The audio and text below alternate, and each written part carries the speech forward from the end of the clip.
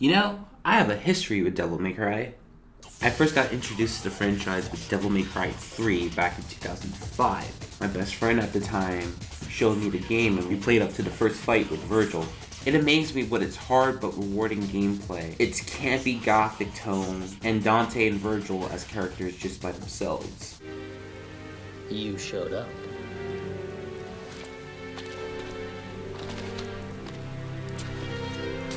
You sure know how to throw a party. No food, no drinks, and the only babe just left. My sincerest apology, brother. I was so eager to see you, I couldn't concentrate on preparations for the bash. Afterwards, I took it upon myself to check out the games, and I pretty much fell in love with all of them. Well, okay. 2 looked good, but it was too easy and dull. You don't even start it on that real good. Look, it's already been beaten to death, so I'll just state my thoughts very quickly. It's a dumbed down version of Devil May Cry 3, although with better platforming, with its story trying to be Devil May Cry 1, 3, and its own thing at the same time, that being a commentary on the social and political world that we had lived in the last 7 or so years, with an image appealing to young emo and metalcore crowds at the time. Though I will admit I did like most of the music that came from Combichrist. Your spirit's set on fire!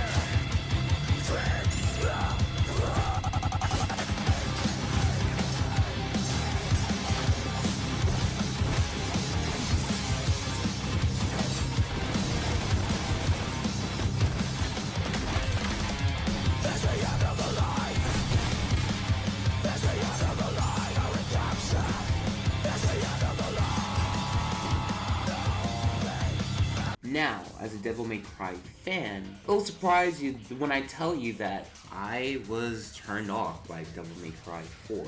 The first time around when I saw the trailer back in E307 when I was watching on G4. Remember that? While I was impressed with the graphical jump from PlayStation 2 to PlayStation 3 and the gameplay was as smooth as it ever could be, I felt betrayed that Capcom would replace Dante with this kid named Nero, who looks a lot like Dante and plays just like him, so why would we need a change? My reaction to Nero was piss poor, to say the least. Which in hindsight is sad because Metal Gear Solid 2 is my favorite Metal Gear game, and it did the protagonist switch way more secretly and discreetly, and it's yet one of my favorite games, and Raiden is my second favorite character after Solid Snake. Due to my initial reactions towards Nero, and finding out when the game finally came out that you only got to play as Dante for 1/3 of the game, which included major backtracking, I pretty much just ignored it and stuck with the PlayStation 2 trilogy.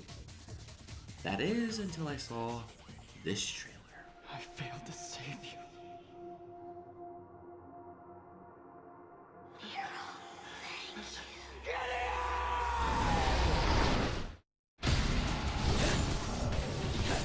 Don't get cocky.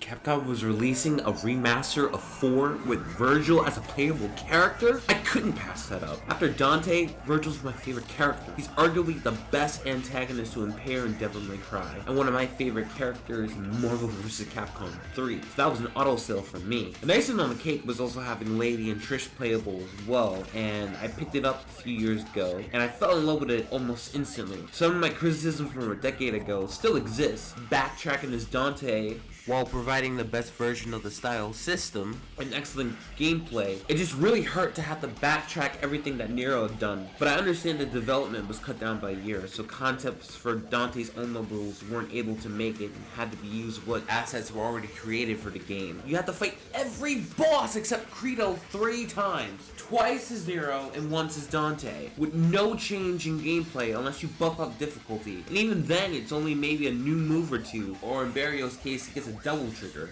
I was hoping maybe the AI would be more aggressive, or maybe a new move, or maybe something different. Also, as a note for Devil May Cry 5, if we ever get it, I hope we finally get a unique campaign from Virgil. Come on, Capcom. Even Ninja Theory did that right. The Sucky Game did a Virgil campaign better than you guys did. As for Nero, I actually grew to like him. In my mind, while he can't outrank Dante or Virgil, he stands out on his own. He's cynical, he's antisocial, he's rebellious. He does everything his own way while caring about the people that he cares the most, mainly Kyrie and Kratos. And arguably, to me, Nero's the most human character of all of this descendants of Sparta. And his Devil Bringer is one of the best game mechanics ever. It beats any quick time event ever.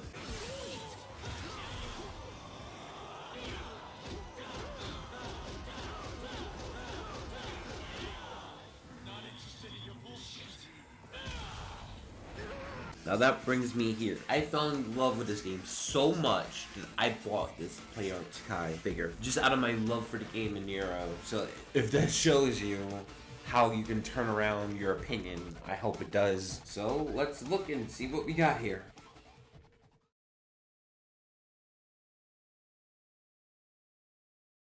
The box art is a bit more simplified than more modern Play Arts Kai figure boxes.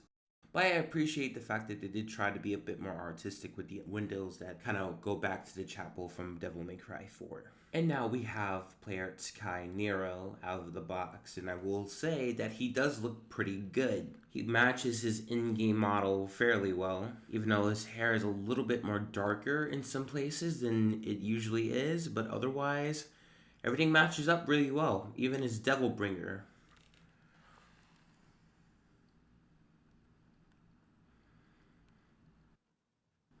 So now let's look at some articulation. The head really can't go up. And you can twist it side to side, but I will say, in moving around these joints, that everything just felt really stiff. The arm can go up about that high.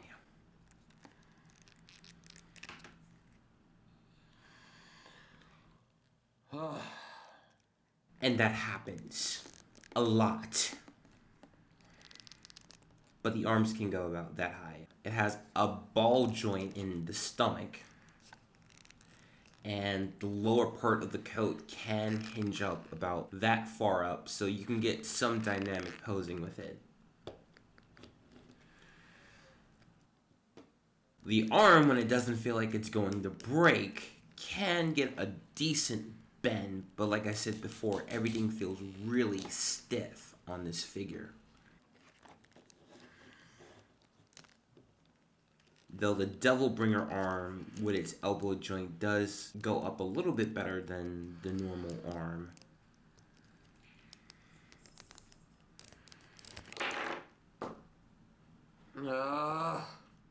With the legs, they can go about 180. But again, as I said, everything feels really stiff. You get a double jointed knee, but it's really hard to maneuver as it just feels like it could break off at any point. And you get a side to side with some up and down, but not much. And a thigh swivel.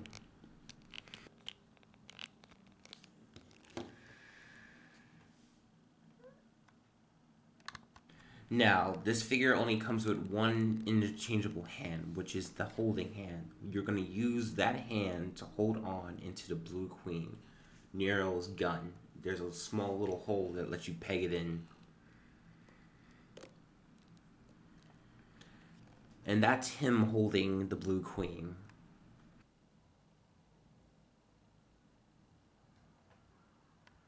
Now, one thing I will say is that even though it can hold on to it, it's very shaky when you try to move the figure. And to be honest, it looks kind of awkward holding it in that way instead of near the trigger.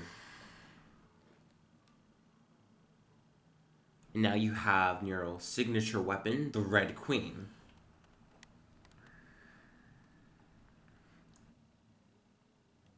Just like the gun, you're going to use the peg to put it into a hole near the handle.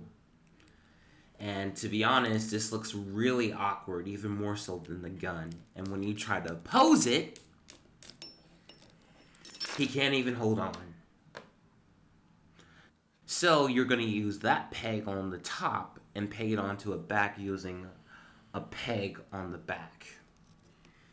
Trust me, as much as you want him to hold it, you're going to want to use this. Because trying to get any dynamic posing is almost impossible. Unless you have really good patience.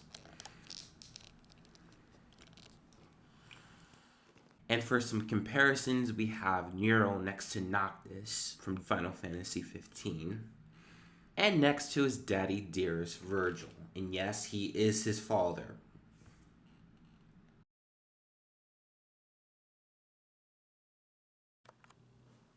My thoughts about this figure. As I said in this video, I was not a big Devil May Cry 4 fan 10 years ago. I was off-putted by the fact that they were replacing my favorite character with this nobody named Nero. But as I said, when I gave it a second chance for the special edition, I fell in love with Nero. And I really wanted this figure. I really did. Nero grew on me, and I wanted this figure to go with my Dante and my Virgil figures from Player Sky. However, I'm going to say that you should not get this figure, and here's why. This figure does look good. It really does. However, in my packaging, there's some off-coloredness to some parts, as in the Devil Bringer. The Devil Bringer in some parts is turning into a nasty yellow, and in some parts, Nero's hair is a lot darker than it should be. When I got this figure and when I started this review, I wanted to give it an honest chance, and I gave it some benefit of the doubt due to its age and maybe possibly its handling to the previous owner. It does have decent posability, but everything feels so stiff and everything feels like I'm going to break it if I even try to pose it at all. So unfortunately, the pose that you see on the screen is how I'm gonna have my figure all the time. I'm very disappointed because this figure is 7 years old, which means it is not at its original price. The original price was about $50. Getting it now, you're gonna be paying almost $200 or even more, which I don't think, to be honest, this figure is worth it. This figure looks good, but it can do so much better. My Dante and Virgil figures are a lot better in terms of posability and overall looks, and this was just a big disappointment. And that really hurts me because I did like this game a lot. So I will say, if you're going to get this figure, only get it if you are a hardcore Devil May Cry fan like myself or others. Please do not get this at this current price of over $200, just as a I want to see because it's Nero. If you're a casual, please do not get this. You can get so much better with more current player attachment. Please avoid this, and it just really disappoints me to have to say that. So, with that in mind, I thank you all for watching this video. This video, I did put a lot of work into it because I am a fan of this game, and I just hope I did a service and shown that looks can be deceiving and you shouldn't judge them just by its cover. This is 101 R. Smith, and I will see you later. Peace. You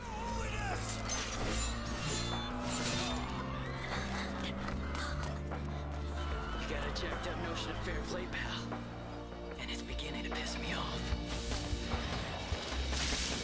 We must evacuate the residents back to headquarters.